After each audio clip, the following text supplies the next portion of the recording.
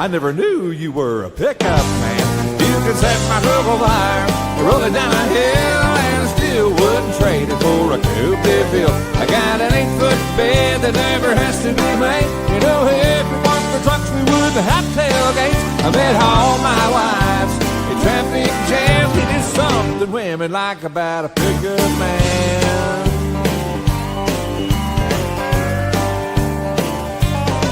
Most Friday nights I can be found in the bed of my truck on an old chain slouch, backed into my spot at the drive-in show. You know, a cargo light gives off a romantic glow. I never have to wait in line at the popcorn stand. Oh, there's something women like about a pickup man. You can set my trouble fire and roll it down a hill, and I still wouldn't trade it for a Coupe de Ville. I got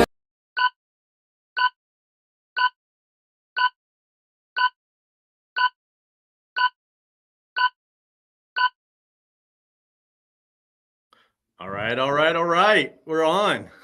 What's up, Nicholas? Not much. How you doing? Good. Man, here's an episode we've been waiting a long time for, haven't we?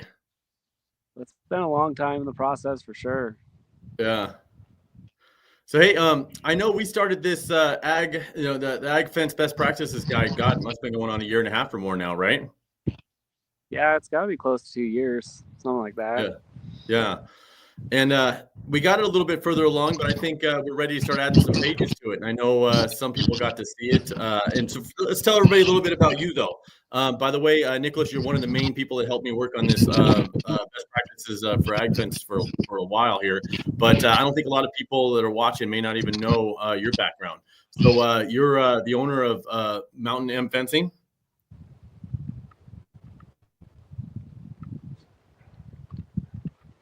Oh, can you hear us? I lost you for a second. Yeah, I lost you like the last bit for your question. Oh. So we want to tell everybody a little bit about yourself. Mountain M Fencing, right? Yeah, I run an ag fencing company out here in Prineville, Oregon. Prineville, nice. I've had my company for about 8 years. Yeah. So what got you into the ag? I mean, I know a lot of people don't realize that ag fencing is really not the same. And I think, even at my end, I used to think it was just residential fencing. But when you say residential fencing to an ag guy, they're like, no, I don't do residential fence. It's and it's not at all the same as our residential fences. No, it's very different. Yeah. Very different. Yeah. A lot more. I got into it just because I was about it. I don't know why. I like animals and livestock, and so. Oh man, I think we got it bad. Yeah, we got a bad connection on you, man. Can you move a little bit closer? I know you're outside because you're always outside. Yeah. Can you move a little bit closer to the Wi-Fi signal back towards the house? Yeah, I'll give it a shot. Because I don't know if it's just at my end, but it's probably doing the same for everybody. You're allowed to go inside after you're done building fence. You don't have to stay outside unless your wife makes you stay out there. No, my kids would just nonstop talk. Oh, is that what it is? Oh yeah. They don't understand quiet.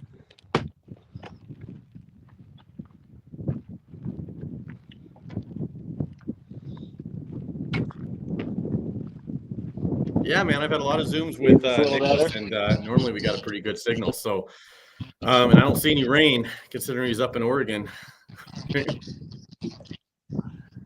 I'm in the desert. Yeah. Up in the high desert, it sounds like, right? We only get 13 inches. Yeah, we only get 13 inches a year. Oh, man, 13 inches. I'm from Nevada. 13 inches is flood weather. No. So, hey, man, well, again, what got you into the ag industry? I mean, what made you want to start doing ag fencing opposed to just regular fencing? Just like I was into livestock and stuff.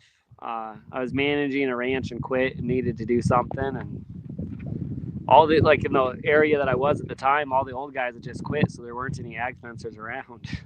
Yeah. So did you just kind of have to learn it on your own or and just kind of watch some videos? Yeah, I learned it a lot on my own, and well, like Luke Gibson from Farm Fence Solutions, that was back before the Facebook groups, and I was talking to him a lot on what is it, Tornado Forum. Tornado. I haven't heard of that. Yeah. What is that? Is that a Facebook group or just no? It's just a website. It was a forum. Yeah, it was a forum for tornado wire. Oh, It's like a woven wire that he used to sell before COVID, and he started Merriweather, whatever it is. But yeah. I think he's making his own a wire lot there of now, Facebook right? groups. Yeah, he's got his own wire now, but Yeah. I haven't tried it. What's your you got a favorite style that you like to build, or is there a style you build a lot of? Well, I do a lot of like horse fencing, and I've been starting to do a lot of pipe fencing. I really like the pipe fencing. It's fun. Yeah. What when we first met up, and there was a bunch of us kind of on there in the beginning. What made the industry on the ag side think that they needed a best practices kind of a guide? I mean, not necessarily laws and regulations on it, but standards. But I mean, a best practices guide. What made you guys think you needed that? Well, you look at the fence out here, it's bad. Like cutting corners is the way they do it. Is it? I mean, I could actually, a little ways down my driveway, one of the neighbors hired a fence guy to come do a fence, and it's a treat. Is it? It's just it's upside down and hard stapled and loose. It's the ugliest thing. I think I should be able to sue just because I have to look at it every day. just for the stress. Yeah, I'm just like, oh, mental anguish. Yeah, I built one for the first neighbor, and then the next neighbor hired someone else, and it's like night and day difference. It's like, oh.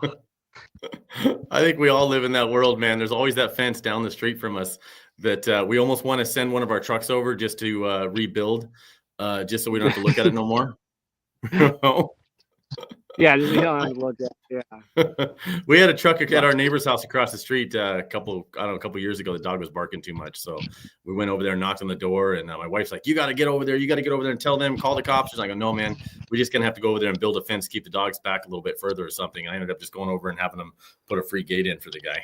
So I think we all live in that world in the fence industry, What do you think? You were just mentioning that fence down the street. What do you think some of the biggest mistakes in the ag industry are? Like just some of the biggest common mistakes that people make. I would say the bracing and then the hard stapling. So like, cause ag industry, it's more about physics and less about like carpentry skills. Whereas like a lot of residential is a carpentry skill type thing. So they get the proportions wrong, and then they don't have a strong fence, where they hard staple it and it twists and loses its tension. And I mean, most of the ag industry is 50 years behind. Like they haven't changed, but we have better wire now and better tools and everything else. We should probably be using them. Yeah. I remember I was going to be like, man, what are some innovations? What are some innovations in your side of the industry with the ag industry that stand out, that you can think of that since you started it's, what's innovated? Well, we got the pounders. That's huge. And then like high tensile fence.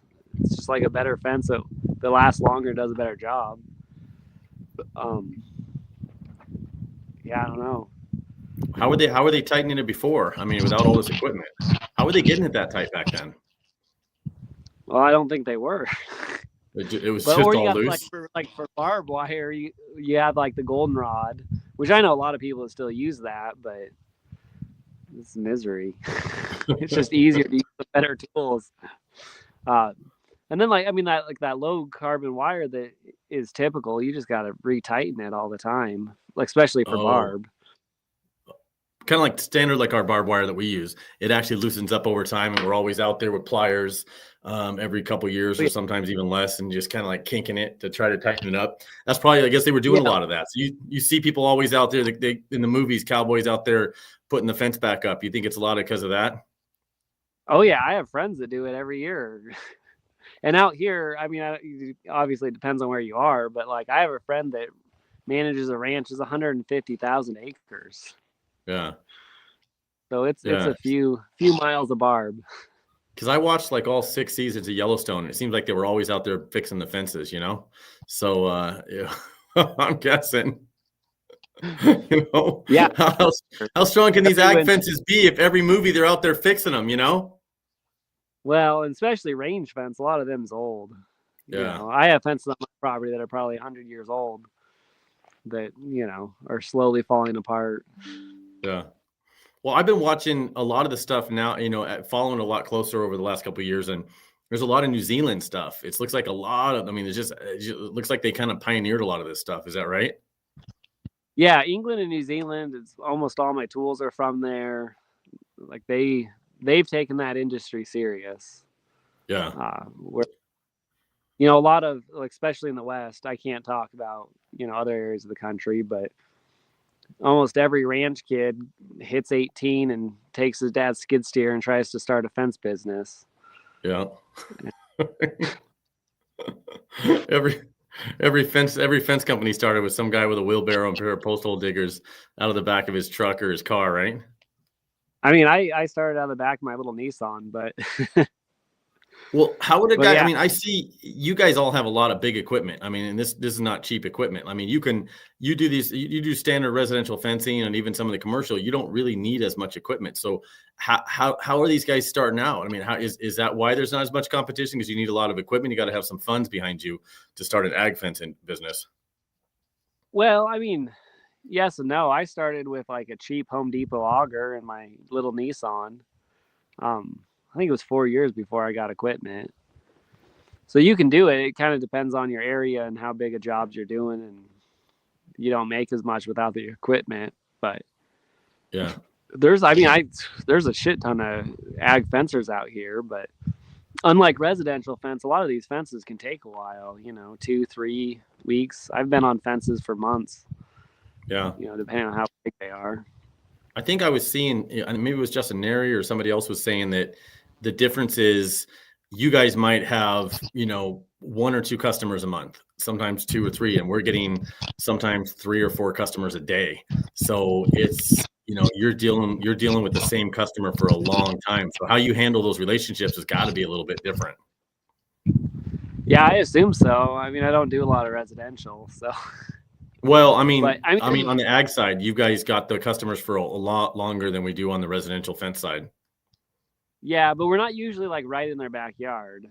You know, I have clients that I've only met to sign the contract and pick up the last check. Other than that, I haven't seen them. Oh, that's nice. I'll be Well, that's nice. Months. Hey, let's bring it up. I know people are excited to see it. And I dropped the links. Actually, if you go to Facebook's My Fence Life page, I actually dropped another link of where they can click on and actually view the best practices guide. But this is what we were working on for a while, and I got it in a single page form rather than the actual kind of magazine that opens up. That way we can kind of go over it a little bit more. But this is the 2025 AG Fence Best Practices that we all came up with. And you can go to fenceworkers.org and find it as well. But nonetheless, we developed this because of what you guys needed. And we did focus pretty heavy on this beginning of it with the braces, right? Yeah. Yeah, that's the main part of the fence. Yeah. And let's go through some of it, man. I mean, I think what was unique about this was you don't see 10-foot braces everywhere, do you? No, a lot of people like try to stick to the 8 to save money, or I've seen a lot of people do 4 foot. Just cut an 8-footer in half and call it good.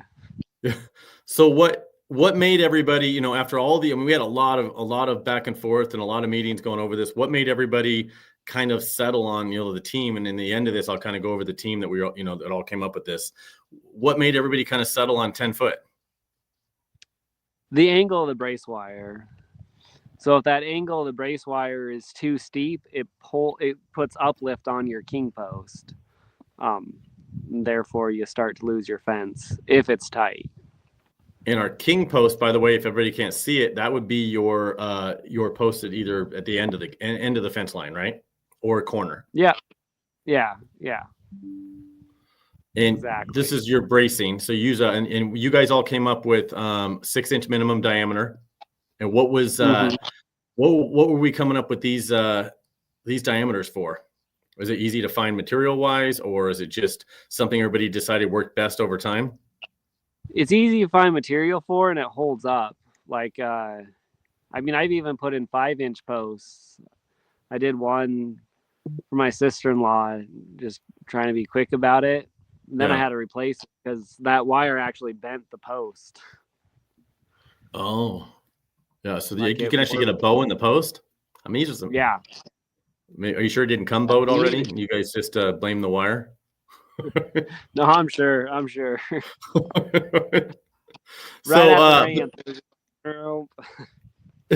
but then the queen post, if you got a king post, you got a queen somewhere, right? And the queen post is going to be the next post over. And I know I'm talking now from not in the ag industry side of it. So it's really interesting for us to see how much science you guys put in, how much engineering you guys put into this thing, right down to the angle of the braces and the wire and everything.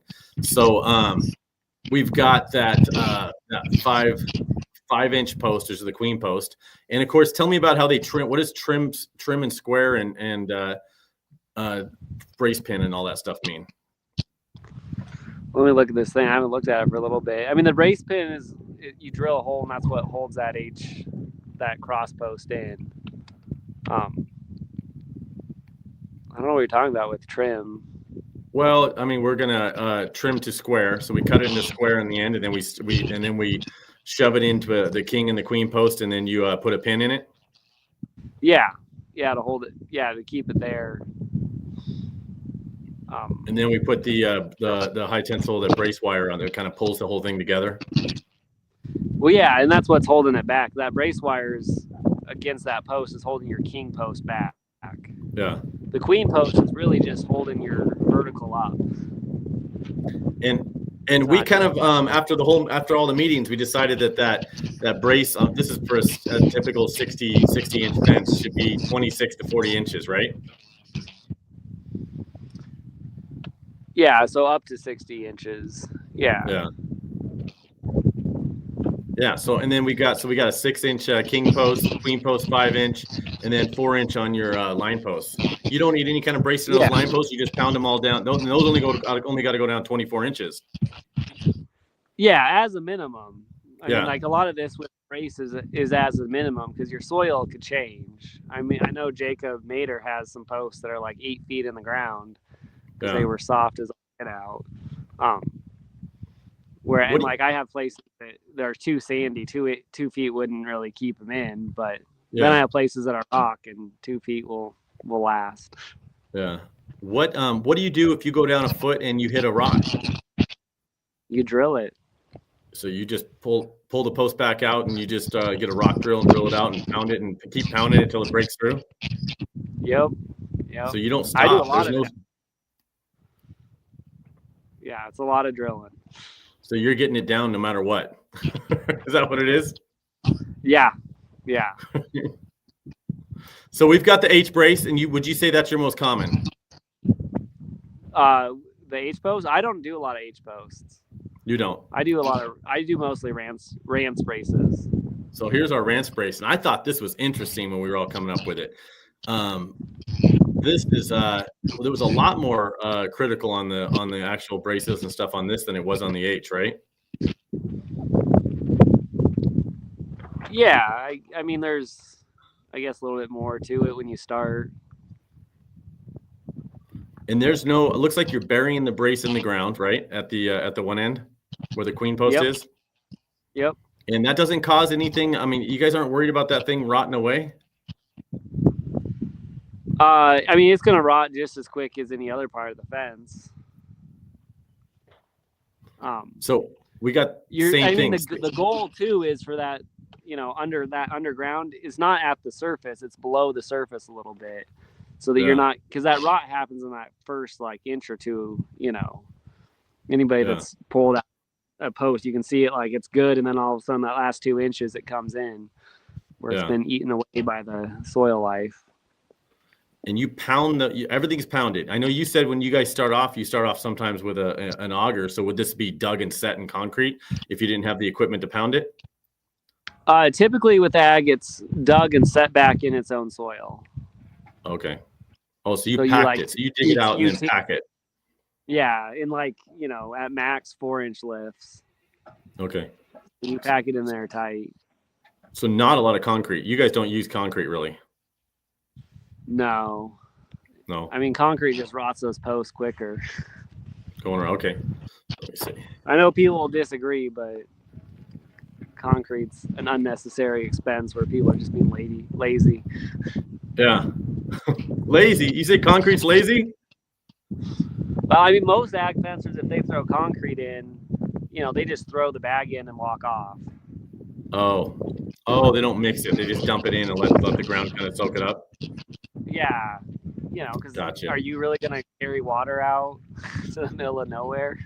Well, I mean, I do, but yeah, but I'm I like to do everything the hard way and suffer,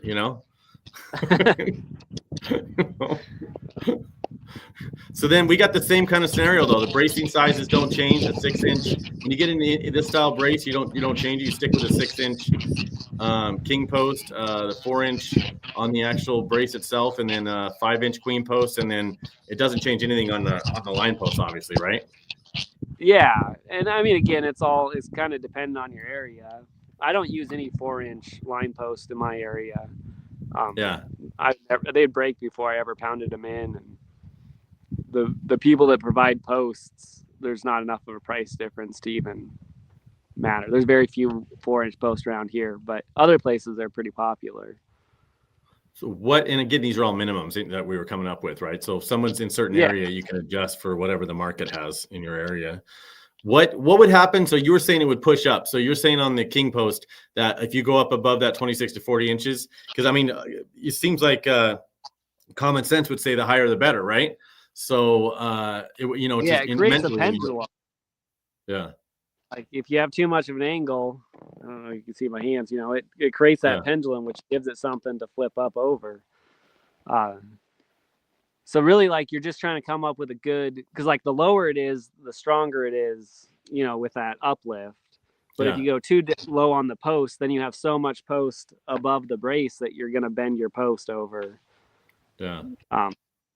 So you're trying to find that like kind of happy medium where you have a good angle still, but you have enough, you're braced here, so you don't have too much overhang, or that's not the word, but. Because if you go too low, then it kind of defeats the purpose of putting it in the beginning. In the first place, you go too high, it's going to want to pop it up. So you got to find a sweet spot. Yeah. So that sweet spot angle. And that comes out of the angle and out of probably experience and time, right? I'm sure when you first started off, you put a few of those in the wrong spot, right? Oh, I have some fences that I'm not super proud of. You went over and spray painted over your own sign, make sure no one knew it was you. I didn't do that one. When you got company in town, you drive them around that street, so you don't go down that street and show it. Yeah, luckily you can't see most of those fences from the road anyways. So we had the H brace, and I think you see those a lot in corners and ends. Then we had the Rance brace. You think that's one you do a lot? Yeah. I think it was Luke that did a bunch of pull tests against different types of braces, and the Rance brace won out as the most secure. It's what they use a lot in England and New Zealand as well. And it doesn't have as much foot trapment because it doesn't have that twitch wire there.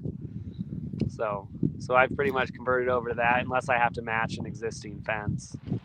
So essentially they both would do the same thing. You could build a fence with either one of these, and you're going to get a fence regardless, but there's not the advantage to this one. Everybody kind of determined would be a little bit stronger, a little bit more reliable. It's a little bit stronger. Yeah. You don't have to like wrap the twitch wire and all that. And we don't have this wire here and the brace. So you think labor wise, this one would be a little bit easier to put in? Or is it about on the same? wood, I don't know if it's easier because there is like a little bit of fitting you got to do to it. I don't know if we probably should have put a picture of it, but on wood, it's like tapered and it's in a hole that you chisel out. Yeah. Is how it's secured. Tendon mortise. Yeah. It's tendon mortise in or whatever. So it takes like a little bit of skill to learn to make it look good. Yeah. But not anything that anybody can learn to do it. It's not like a crazy. Nope. Now, what about a floating brace? I thought this was really cool. So you still have the twitch wire, right? And you've got the brace. but there's no queen post at all. So this is like a single dude right here. This is he's just the king's out there by himself. Yeah, and they're pretty rare that you'd want to use one of those. That's like really rocky ground that you don't want to have to dig that second post for. And that could be like and you can actually put that right on top of a rock or something. You find some hard soil if it was hard out there. But can you put that right on just some loose dirt or no? No, it's got to be a concrete block or a big rock. I mean, I've never installed one because they're not the best choice, but they're the right answer in the right situation. And we went back and forth a little bit on these. So definitely there's some science behind these as well. And I think that's what's great about you guys is you guys are really, and I think the whole industry as a whole, if you see it now, everybody's trying to make fences last longer and longer and longer. Well, hopefully we don't make them last so long that we all go out of business because there's no fences to build. But maybe we all got to find a happy medium too, right? We're gonna pass our companies off to all of our kids, and there's gonna be no fences left to build. You know? Well, there'll always be people that want a different style. Yeah. You know? Yeah, I don't think we're gonna run. People always ask me like, "How's the business?" I go, "Well, our business is based off of criminals, dogs, and children, and I don't expect any shortage of them anytime soon. So as long as there's criminals, dogs, and children, we got fence companies." You know? Yeah, ours. I mean, I have a client that I think I fix her fence 3 or 4 times a year because cars go through it. Yeah. Let me see. And we've got some other stuff that we kind of went back into. So if anybody wants to check this out again, go to our Facebook page. Hopefully we can get Susan or somebody in the background to drop a link to our Facebook page in the comments for everybody to see. But go to My Fence Life's Facebook page, and you can actually click a link and actually blow this up and zoom in and zoom out what you want. You can take a look at some of these pictures.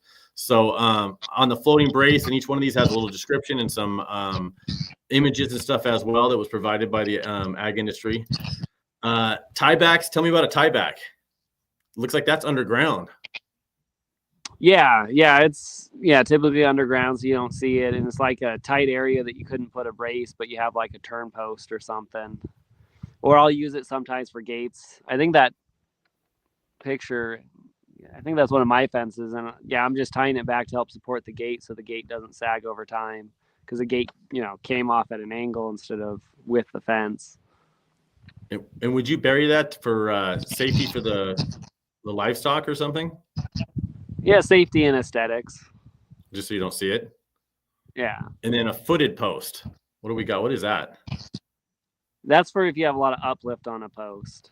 So if you're going down into like a ditch or, a huge change of direction, like come down, it goes down and you go down, you'll put that post on the bottom because otherwise that fence is constantly pulling up on the post. Yep. And then we got some other stuff for everybody to check out, breast block and all that stuff that, and if anybody's got any questions on that, you can drop it and we'll try to get those things answered. But this is just the beginning of this Ag Fence Best Practices Guide. I know we're going to get some more pages added to this thing and probably get this things printed out for the fence show as well and get some over to, I think Kenco wanted some to put inside of their stores. And if anybody has a store or feed store that's watching and wants to get some copies of this, let us know. This is the first edition. Hopefully it gets better. And I think when everybody sees that we've all been working on it, maybe some more people are going to want to get involved and help. And because we didn't even get into some of the materials yet about, where to get materials and stuff like that. So hopefully we get some of the suppliers involved to give us some better suggestions on the materials and stuff as well. Yeah. And a big part of it, like we try to keep it simple to bring people in. And part of it is also trying to educate the customer because there's a lot of us that do really good fences and it's hard to always be the one being like, no, my fence is better because of this. So now you have an organization backing you up that you can point them to and be like, well, look at this and choose your contractor based on somebody that's actually following something of value. Yeah, and that's a great point. Going back to these, you're gonna be able to download PDF copies of this. So when you're making a quote or a bid, you're gonna be able to say, "This is how we do it. We do it per, the Ag Fence Best Practices Guide." And that way, when you're making a bid, maybe you've got a little bit of edge over somebody that's like, "I don't even know what that is," right? Yeah, because at least in my experience, a lot of my consumers don't know anything about fencing. Yeah, and they don't want to really know a ton. but like this is a simple, easy thing to do, and it helps you justify why you're a little bit more expensive too. Like, yeah, I do cost a little bit more because I spend this extra time and money and materials and labor, and then so yeah, it does cost a little bit more, but it's a better fence. It's going to last longer. Here's somebody else backing up what I'm doing. Yeah. And sometimes you're out there bidding, doing it right, and somebody's out there just bidding, getting it done. And you've got nothing to justify it really other than just telling them you're doing it right. So hopefully you can reference something, even bring the book out with you and show them, hey, by the way, we build it the way it's supposed to be built, or the way you should build it with minimum standards. So that's kind of cool. I completely, that's one of the main reasons too, but going back to when I was asking, why do we need this? That's another reason we need it when we're talking to the customers. So then knots, man, I was just blown away on these knots. And I know I was lucky enough to, I think I went out to Cox's thing, the East Coast Fence Rivalry, and then the East Coast Fence Forum or Fall Fence Forum. I went to both of those, and I was lucky enough to have Sloop teach me some of those knots, the handle thing, crank it back. And man, I was just baffled on how many different knots and different things you guys do with just that wire. Oh yeah. And they all mean something different. I know some are better looking, some aren't. Some are to tie it, some are for in the middle of the line, some are at the ends, at the posts. So termination knot is probably one of your most popular ones, though, right? Yeah, that's how we terminate everything. Yeah. You tie that knot around a metal post, wood post, whatever. Yeah. And then speed knots, and we're gonna do some videos of these things and get those out there on My Fence Life as well, and then also through FWA to actually show people how to tie these things and get some of those videos, which would be kind of cool. So all the rest of the knots, I mean, do they all really have a different purpose, or just some look different? Hold on, sorry, I pushed something. I gotta plug my phone in apparently. Yeah, they all have different things. Some of them do the same thing, they just might look a little different. Yeah. Or they might, sorry, my phone should not be dying, but it is.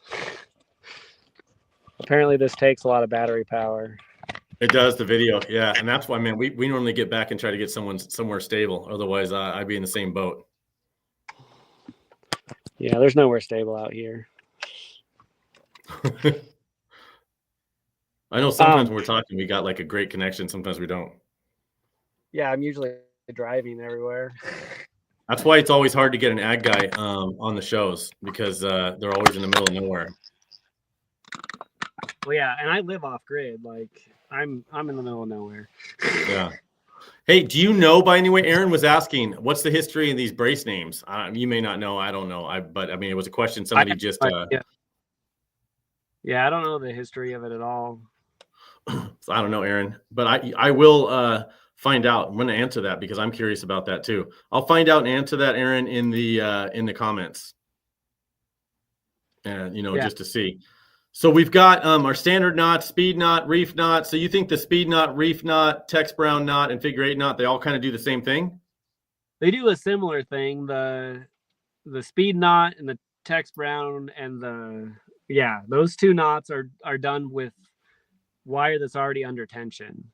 So those are done on your stretchers while it's already tensioned, whereas the figure 8 and the reef knot are done before you tension the wire. Oh, that's interesting. Okay, so you tie those up and then you tighten it. That's just then you tighten it and it squeezes it up. Like if you're splicing wire or something. Yep. Yeah. Okay. Exactly. And the other ones you would just do it while it's under tension. And then crimps. I don't know if we got to get a chance to actually see the crimps being used. And that would be if you didn't do a knot, you could use these instead of a knot. Yeah. Yeah. And like most of the time, like if we're joining wire together, most of us will crimp it. Man, why wouldn't you just do that? Man, that seems like that'd be a lot easier than all those fancy knots. Well, it would be really hard to crimp like for a termination. Oh. But then once you learn those knots, they're pretty quick on anything except for if you're joining wire. It's hard to join wire. I have a pin next to me where I did it, but it takes a lot of extra time. Do they hold? I mean, can you put as much pull on them as much as you can, say a figure 8? Yeah, the crimp actually has a better holding power because the figure 8 does decrease the strength of the wire a bit. I think it's like an 80% knot or something. Yeah. But you're still well below what the fence should take. Yeah. But that crimp is stronger than the wire is itself. So we've got, again, we've got tons of different types of knots to show you guys, a little explanation about what it is.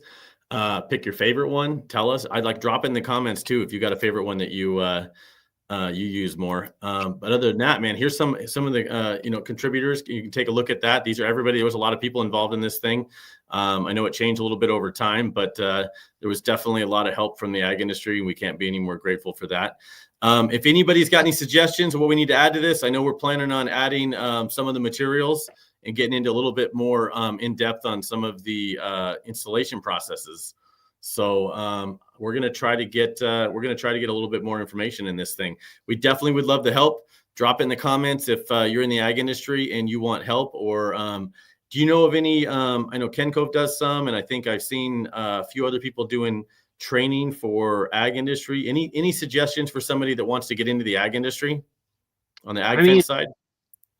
Just come to probably the Facebook groups and start to connect with people. I know like Cox does some at his, and Luke does some at his fall forum thing. But other than that, I don't know about a whole lot of trainings out there. Yeah. So we got to get, it sounds like we got to get some ag fence training going. So we'd love some help on that too. I'm not an expert in the ag fence by any means, but there's a lot of guys like you that are out there that are willing to help. And one thing I know about the ag fence guys and gals that are in it is you guys are willing to share your information. So if you want to get into the ag fence side of it and you're not doing it, it's probably on you because you didn't reach out to one of the guys and ask for help. Yeah. There's so many people you can call and ask. It's unlimited. There's constantly somebody willing to help you. Yeah. So we'll drop some information down there. I'm going to do a little bit of research and see who's doing education on it. If not, we do know there's a place up in Oregon where there's not a lot of competition that you can go. So well, the area might have plenty of competition, but sure there's others.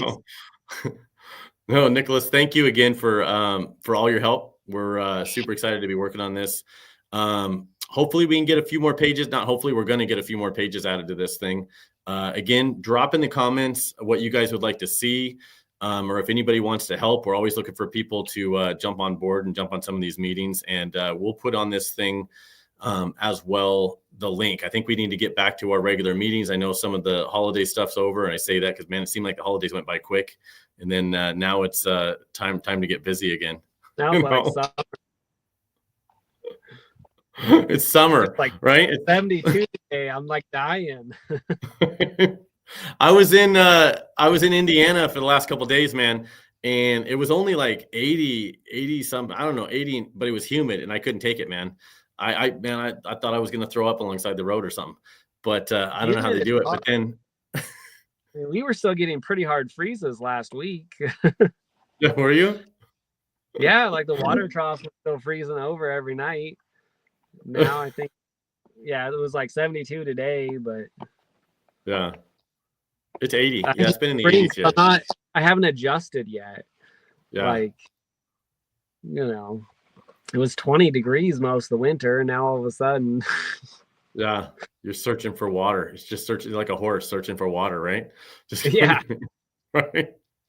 Yeah, chewing on your salt tablets. Yeah. Well, hey, Nicholas, thanks again. I appreciate it. And we'll be in touch. Everybody, stay tuned for the next revision of the AG Fence Best Practices Guide. We'll talk to you guys later. Thanks.